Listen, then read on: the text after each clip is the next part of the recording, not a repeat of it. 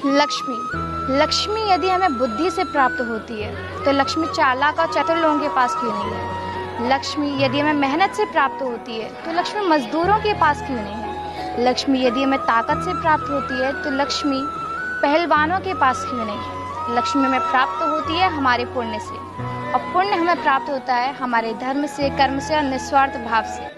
धर्म किसे कहते हैं? श्रीमद् भागवत में बोला गया है कि सत्य पर ही चलना हमारा सबसे बड़ा धर्म होता है। तो कोई कुछ भी कहे, कैसा भी कहे, वो आपको भ्रमित करने की कोशिश करेगा, लेकिन आपको भ्रमित नहीं होना है, अपने सत्य के मार्ग पर चलना है, क्योंकि सत्य के मार्ग पर चलना ही हमारा सबसे बड़ा धर्म होता है। दूसरा होता है हमारा कर्म।